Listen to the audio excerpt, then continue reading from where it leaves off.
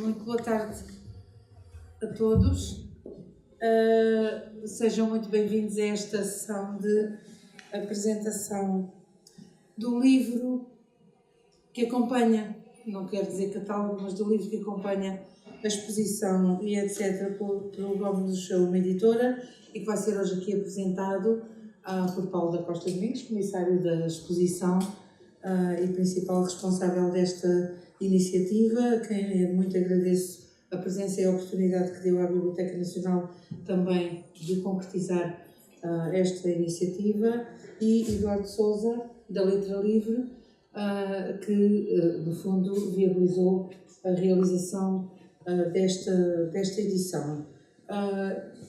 Como introdução, direi apenas, em nome da Biblioteca Nacional, que não posso sublinhar de forma mais enfática, embora possa não parecer muito, que considero muito importante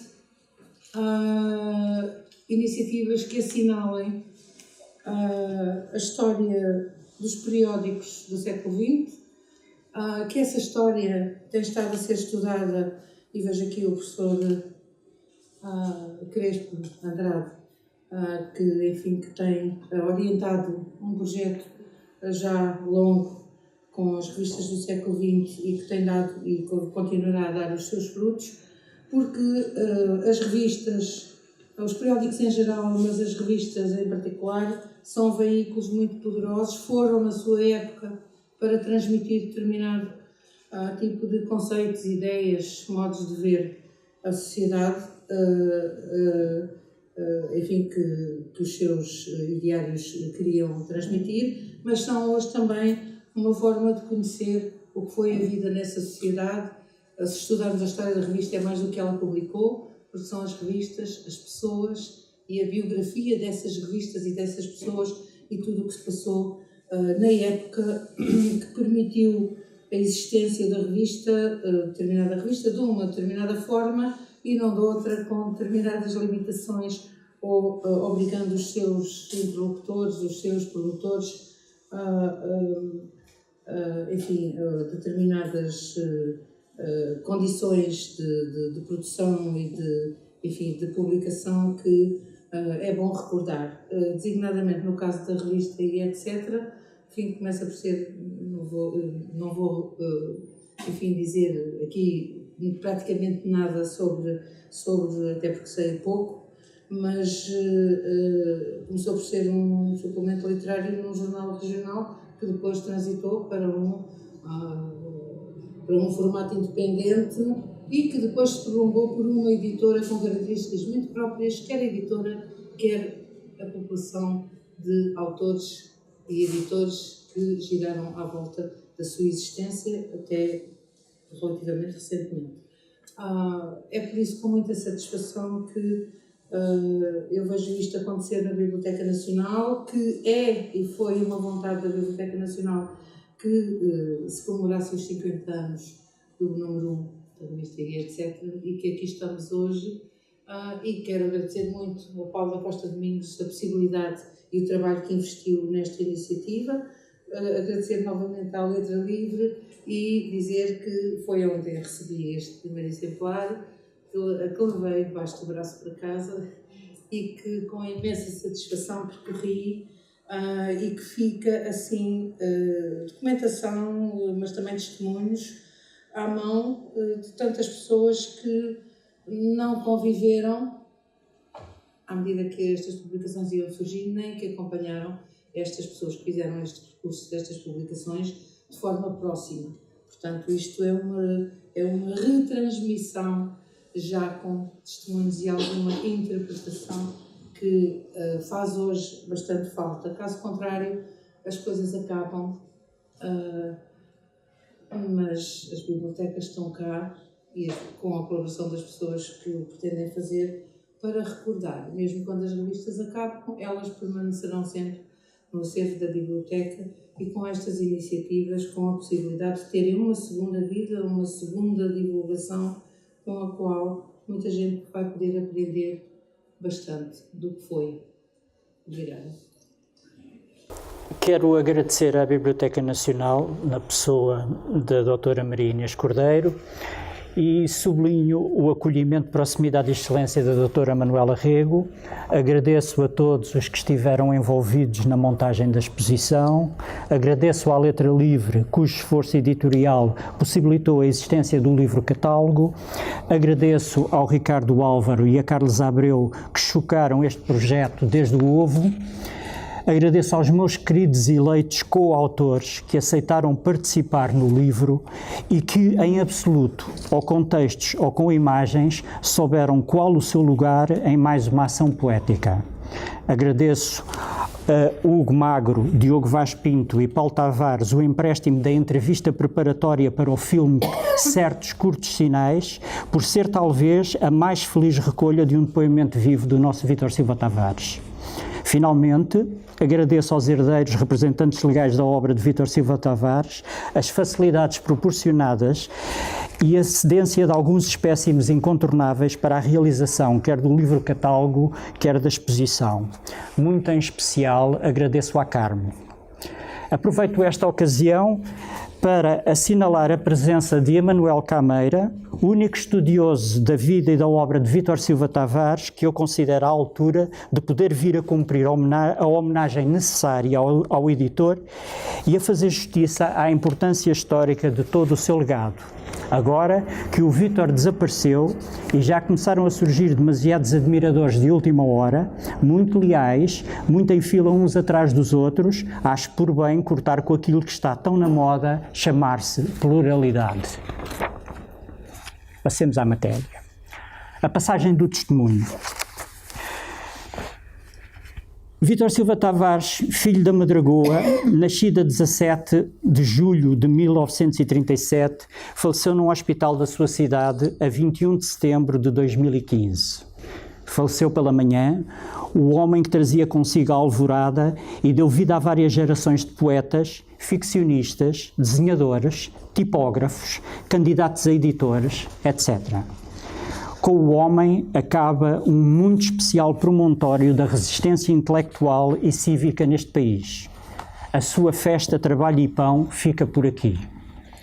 Mais conhecido como editor de livros e do periódico e etc., são de assinalar as suas fulgurantes passagens pela programação da editora Ulisseia, num curto período que se estende de finais de 1964 ao início de 1967, esporadicamente até meados de 1968, e pela direção do suplemento literário do Diário de Lisboa no início dos anos 70. De primeiro, inventa, para encarte no Jornal do Fundão, o suplemento cultural e etc., já na altura de cariz libertário e experimental, no sentido em que ali se ensaiaram algumas das regras básicas no jogo de iludir a censura. Será também lembrado pela sua forte ligação à arte cinematográfica. O seu nome consta, por exemplo, no genérico de Uma Abelha na Chuva, de Fernando Lopes, mas muito mais que um nome num rol de nomes, foi a sua intervenção substantiva no filme Festa, Trabalho e Pão, em Grijó de Parada, atribuído a Manuel Costa e Silva. Senhor de uma escrita truculenta, gêmea da sua presença oral, Vítor Silva Tavares escondeu sempre esse seu talento atrás do sentido da eficácia e da necessidade imediata de pôr os pontos em alguns is. E por isso nunca se viu a si mesmo como um escritor.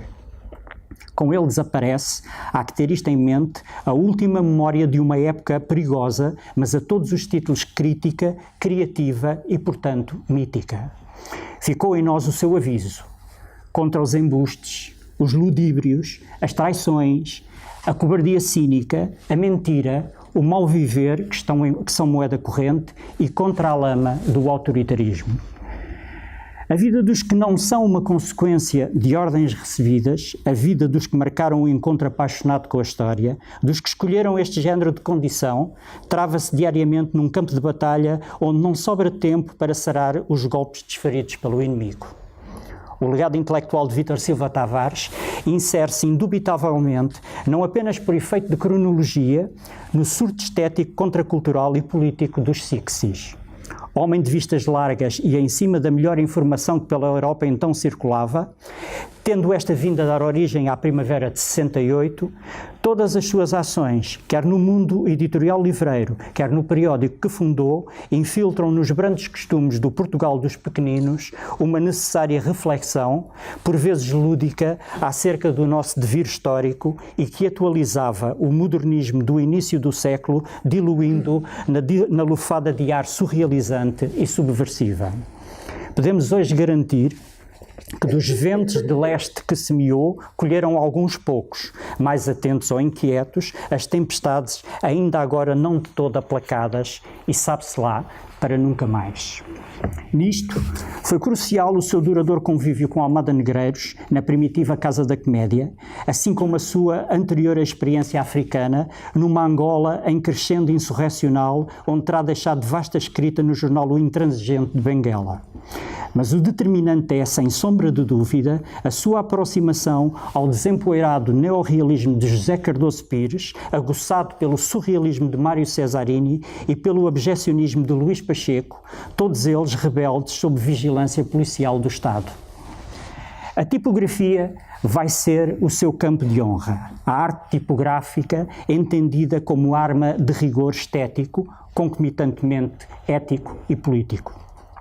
A escolha de uma imagem para a capa de um livro, uma cor, um tipo e um corpo de letra para o miolo, certa qualidade de papéis e cartolinas constituem, no seu terreno interventivo, na sua orquestração de naipes, com autores, artistas e operários tipógrafos, constituem, é de repetir, as munições de precisão cujo incorreto ou desatento uso pode deitar tudo a perder. Porque a significação também passa por aí e de que maneira?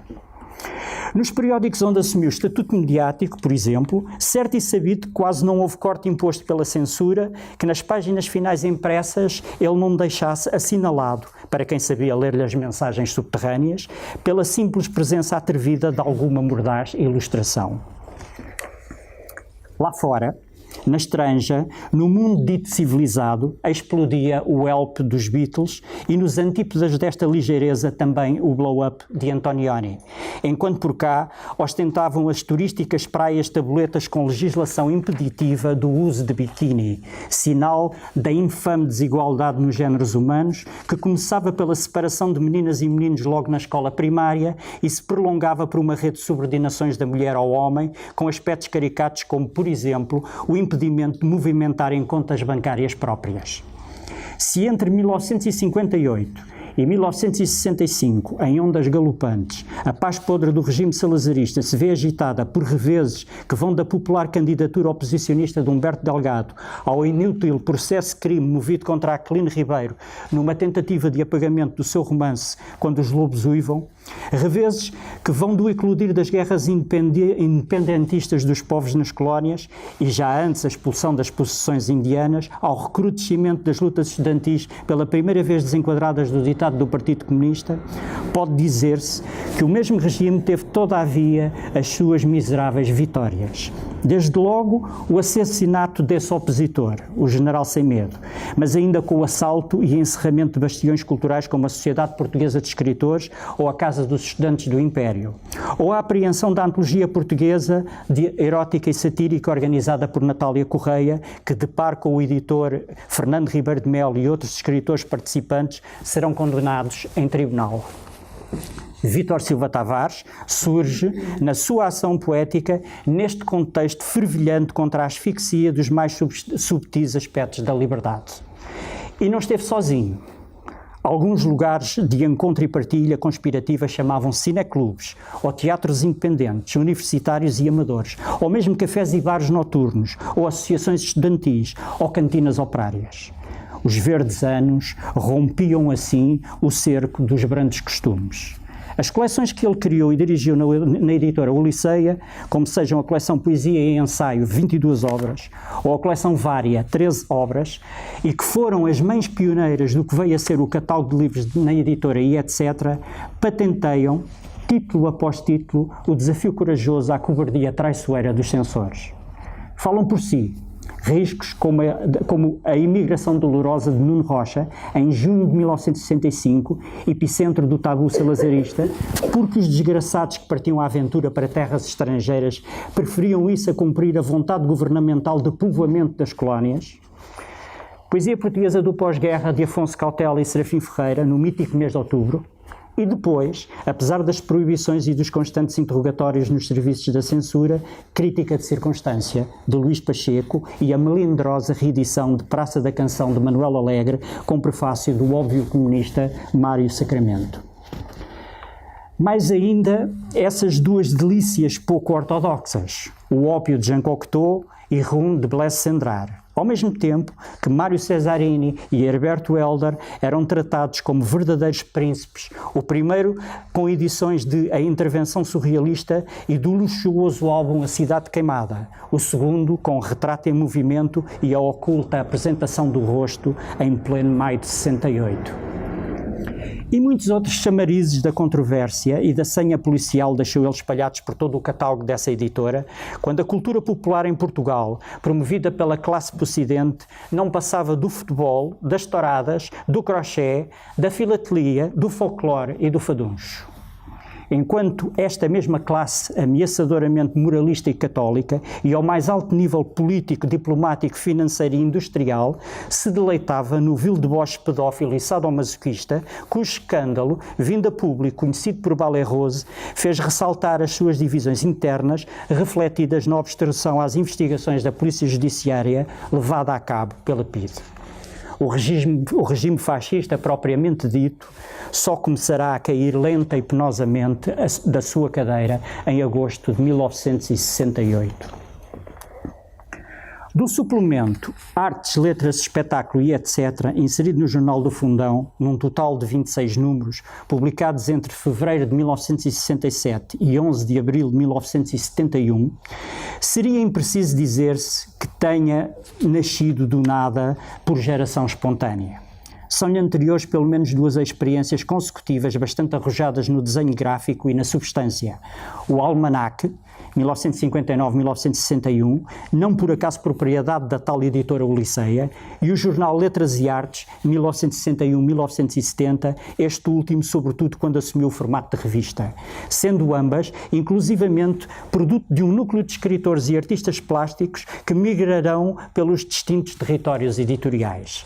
Assim é que, vindos dos anteriores confrontos com a ancilose vigente, vamos encontrar nas fileiras deste e etc. José Cardoso Pires, Luís Pacheco, Mário Cesarini, Manuel de Lima, Virgílio Martinho, Alexandre O'Neill, Vasco Granja, Lauro António, isto só para referir alguns nomes fortes e idêntica vontade de, como escreveu Liberto Cruz referindo-se ao espírito da época, com um programa simples, ridicularizar os provincianismos culturais, cosmopolitizados ou não, sacudir os bons contentes e demonstrar que a austeridade é a capa do medo e da ausência de imaginação.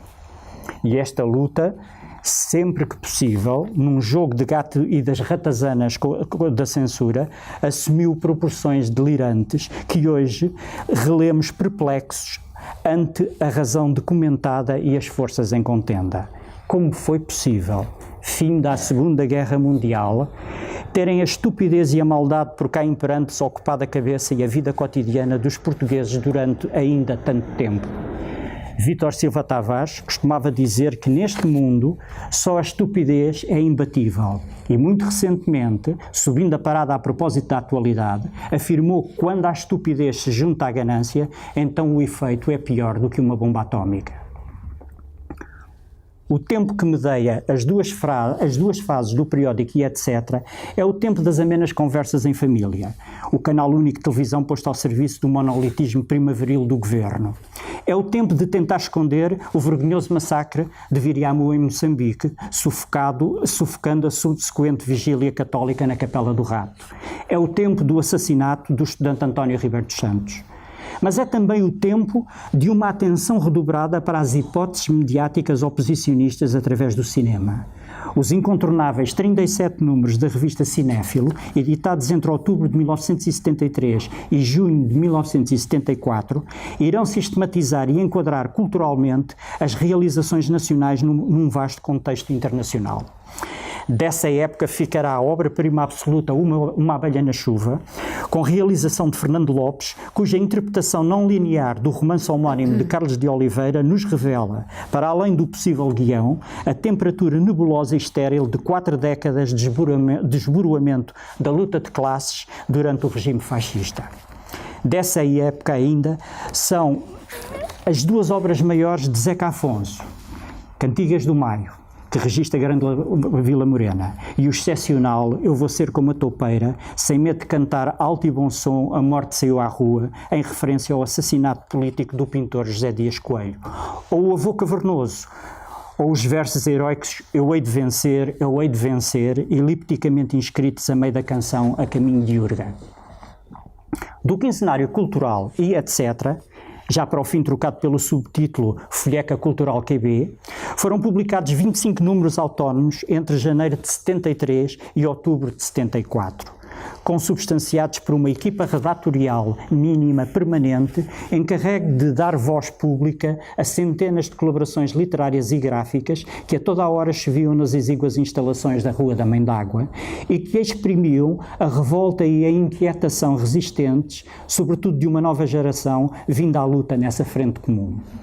Aproveitando a propagandeada abertura marcelista, falsa abertura, mas algo hesitante na aplicação dos antigos métodos repressivos, abertura cosmética feita da mera lavagem dos nomes das instituições inquisitoriais, PIDE muda para DGS e a censura prévia passa a designar-se por exame prévio, Vítor Silva Tavares, logo no número inaugural desta segunda série, arranca com o seu costumeiro alinhavar de diferentes géneros, estilos, temas, atitudes e gerações. E a harmonia é perfeita, embora os censores lhe hajam abafado algum saldo. Herberto Helder, ao lado de Cardoso Pires, que escreve acerca do carbonário Aquilino Ribeiro. O elogio de Mayna Mendes, da escritora Maria Velho da Costa, é então a aguardar julgamento devido à coautoria do livro proibido de Novas Cartas Portuguesas, vai de par com o elogio a um filme duvidoso de Rossellini.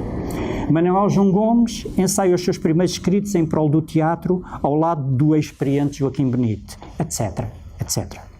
O próprio texto-programa, no início da revista, dava pistas para a liberdade que havia de seguir-se. Não se espanta o leitor se encontrar ao lado de uma análise literária um texto sobre moda masculina ou feminina, outro sobre culinária, outro ainda sobre uma equipa de futebol. Os redatores do etc. consideram que todos os assuntos e mais um são passíveis de reflexão crítica e tratamento cultural. Estava dado o mote.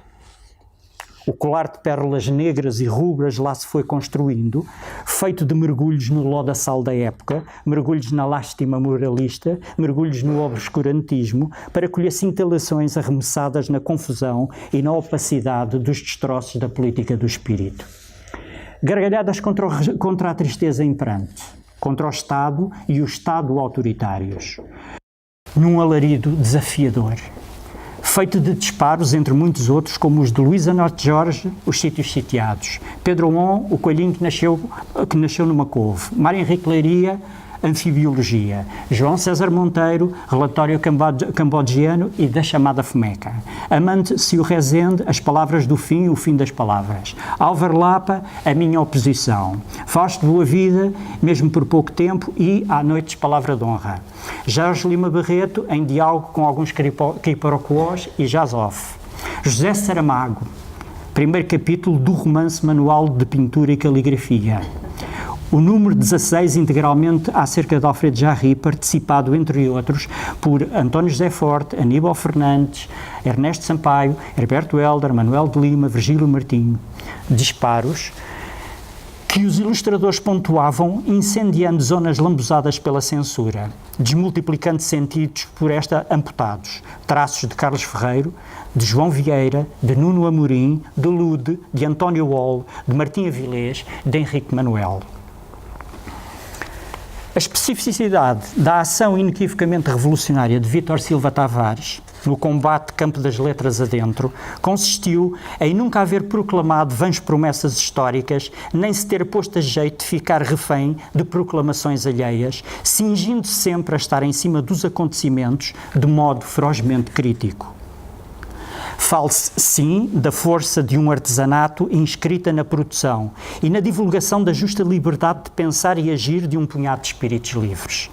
Neste particular, soube rodear-se de indivíduos suficientemente heréticos ou ortodoxos ou heterodoxos, confidentes e colaboradores satisfatórios no desempenho das tarefas necessárias e também no respectivo exemplo de vida cotidiana.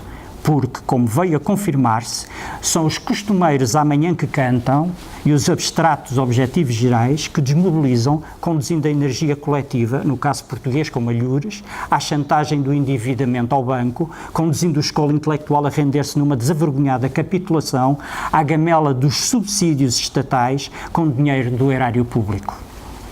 Vítor Silva Tavares assumiu-se sempre como um homem simples, disse-lhe um dia destes comovidamente o livreiro Eduardo Sousa. Vítor Silva Tavares, sublinho eu, é mesmo, também por via do seu autodidatismo, o modelo português do triunfo do homem simples. Ao folhear-se essas preciosas duas séries da revista, não deve, pois, estranhar-se o vasto ecletismo temático e estilístico aí abrangido, a sua atenção ao detalhe, reflexo de uma consciência de que na intervenção parcelar, mas constante, se faz a estrada real da causa dos homens livres. Flexibilidade tática, indomabilidade estratégica. Passo a passo, dia após dia, ao correr do tempo, todos os sítios, e não apenas mediante umas páginas escritas, são o sítio próprio para se discutir todo e qualquer assunto. Todos os assuntos, a toda a hora, em todas as frentes, têm que ser objeto de crítica. No limite, visa-se mudar a vida, transformar o mundo. A editora de livros, sua extensão natural na diversidade que em 1974 se abateu sobre o universo da imprensa literária periódica, herdará os derradeiros fiéis fazedores da revista. Manuel João Gomes, Aníbal Fernandes, Carlos Ferreiro, eu próprio e de algum modo também Eduardo Feio, que, com Vítor Silva Tavares, num crescente saudavelmente libertino e libertário, assegurarão as primícias de um catálogo incomparável ainda hoje, quer nos seus sinais de cultura, quer no aviso à navegação que lhe está subjacente. Alguns outros, entretanto, vindos algures dos fundos da cena, ou mesmo de lugar nenhum, na volta dos anos ou em alguma fraqueza momentânea dos critérios de escolha, granjearam espetacularmente lugares de evidência proscénica, quase sempre autodevorando-se no ardor dos seus egos, e desapareceram pela porta franca por onde entraram, sem que alguém desse pela falta deles. É coisa da natureza de toda e qualquer aventura plural. Apenas uma nota final. O tradutor Aníbal Fernandes deverá um dia, por seu turno, ser avaliado como impulsionador de substancial parte das escolhas dos livros na editora e etc., uma espécie de editor fantasma, mas isso é outra história. E é uma história com ramificações cruciais, geradoras de importantes catálogos em duas outras editoras coevas. Como foi possível viver-se 48 anos da maneira como se viveu? Como foi possível editar, sitiado por perseguições e intrigas, editar sem desânimo 51 números de um periódico? Foi possível. Porque éramos um Estado dentro do Estado Novo, e depois do 25 de Abril éramos um Estado dentro do Estado Novíssimo, éramos um Estado de paixão, resistência e compromisso com a história dos homens.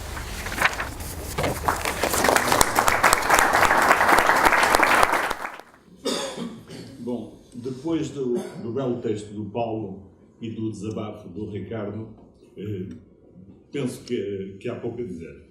No entanto, permitam-me 3 considerações sobre a exposição e sobre a edição do livro. Nós aparecemos como parceiros finais na edição, mas como vocês sabem, há uns anos atrás, nós mesmos editámos uma obra sobre a editora e etc., e fizemos, ou ainda em vida do Vítor, e fizemos o desejo próprio um pouco na contracorrente daquilo que o próprio Vítor desejava, mas que respeitou, digamos, o nosso desejo de avançar com o livro sobre a etc., porque de uma forma ou de outra, sendo de gerações diferentes, todos nós tínhamos uma admiração pelo trabalho solitário, pelo trabalho duradouro que o Vítor teve no mundo editorial português, seja no jornalismo cultural, seja na edição de livros propriamente ditos. E esse trabalho dele foi um trabalho solitário, com companhia, obviamente, mas um trabalho solitário no sentido de que era um trabalho muito na contracorrente do que sempre foi dominante em Portugal. Falar em Portugal, nesta paróquia que nós chamamos de Portugal, mas que é uma autêntica paróquia, é falar de uma ausência sistemática de caráter, é falar de uma ausência sistemática de uma recusa das imposições, da recusa do poder, da recusa da liberdade. E isso, de alguma forma, explica aquela interrogação do Paulo, dos tais 48 anos, dos 40 e não sei quantos anos, de acordo com as contas que se fazem, da ditadura e do Estado Novo. E em Portugal, existir numa pessoa, reunir-se numa pessoa, características de coragem, de caráter e de coerência, não é fácil. Aqueles que falam da possibilidade ou da unanimidade do reconhecimento do trabalho do Vítor estão a falsear a realidade, que é um facto que em Portugal raramente se reconhece o caráter, a coerência e a coragem das pessoas. E por outro lado, como nós assistimos quando foi da morte do Vítor Silva Tavares, aquilo que não apareceu em público foi um reconhecimento daqueles que seriam os seus camaradas de trabalho, os que seriam os seus camaradas de atividade, por parte dos jornalistas culturais, por parte dos críticos literários, por parte dos editores. Não houve um reconhecimento público. Isso é fácil de constatar, são factos. O reconhecimento que houve e todos os textos que foram escritos apaixonados sobre o trabalho de Vítor, sobre a morte do Vítor, foram ou por uns quantos isolados companheiros dele de trabalho ao longo dos anos, como o Paulo, ou de jovens hoje que são jovens admiradores de um trabalho de uma outra geração. Por parte daqueles que de alguma forma conheceram profundamente o Vítor no mundo dos jornais, no jornalismo cultural, na crítica literária e no mundo da edição, esses silenciaram. E é sobre isso que nós nos temos que questionar. Porquê é que se silenciaram eles? Porquê é que ainda hoje, e a grande parte desses que conviveram nesse período com o Vítor, muitos deles, pelo menos, ainda estão vivos, sabem quem é, sabem quem foi o homem que trabalhou no Diário de Lisboa, sabem quem foi o homem que participou da criação do suplemento literário do Jornal Fundão, sabem quem foi o homem que criou a revista e etc. Sabem quem foi o homem que editou livros num editor chamado etc. Porquê é que eles silenciam? Esse é o grande questionamento. E esse questionamento contradiz absolutamente uma afirmação vazia, que é dizer hoje que o Vítor é reconhecido unanimemente. É mentira. O Vítor não é reconhecido. Há muito silêncio, silêncio que nos indicia as razões da omissão dessa gente em relação ao que o Vítor fez. Porque, efetivamente, ele teve três características que não são características comuns na sociedade portuguesa, infelizmente, uma sociedade dada à servidão voluntária, dado ao silêncio, dado à omissão, dado à servidão em relação aos poderosos. E o Vítor tinha essas três características que eu, que não sou um companheiro dele de primeira hora, eu que não sou da geração dele, reconheço, que é essa: coragem, caráter, e são características muito raras no mundo português. E são características que faltam e que nós claramente identificamos como ausentes da sociedade portuguesa. Um trabalho que merecia ser feito, e esse é um outro tipo de trabalho, é um trabalho possivelmente de pesquisa e académico, que o professor Luís Andrade e outros poderão efetivamente fazer, é comparar, voltando à origem desta exposição, das publicações e etc., é comparar o suplemento Jornal Fundão comparar a revista e etc. com aquilo que se fazia na época, com as Tempo e Modo, com as Vértices, com as Searas Novas, com todo um conjunto de revistas que se situariam de alguma forma, digamos, à margem da corrente dominante do Estado Novo, revistas que estavam identificadas com uma certa perspectiva cultural da oposição e que, no entanto, eram bem distintas dessa outra linguagem que foi introduzida pelo Vítor, pelos colaboradores da ETC, pelos colaboradores do suplemento e da revista, e que se traduzia numa outra visão do mundo, numa outra posição, numa outra postura perante a sociedade, perante a estética, perante a literatura, perante a arte, etc. Isso é um trabalho interessante a ser feito, porque efetivamente o suplemento e a revista, ainda hoje para mim, são, dizemos, de ruptura com o comum, de ruptura com as estéticas dominantes, de ruptura com as posições conformistas da sociedade portuguesa. Bom, isso é o meu testemunho em relação ao que o Vítor fez de inovador na sociedade portuguesa, ao reconhecimento que não lhe é dado, principalmente por essa outra geração que se submeteu, por essa outra geração que se deu, por essa outra geração que se passou. E o que eu admiro e que tenho esperança que resulte em muitas outras iniciativas interessantes, é que há uma nova geração que não tem nada a ver com esta geração dos anos 50, 60 e 70 e que tem uma admiração pelo trabalho de Vítor, porque efetivamente vem a partir de um outro ângulo e vem a partir de fora estas questões. E é dessa outra geração que se espera que façam, criem editoras, criem suplementos, criem revistas, criem publicações que entrem em ruptura com o que predomina na sociedade portuguesa e que é muito mau, cada vez pior. Obrigado.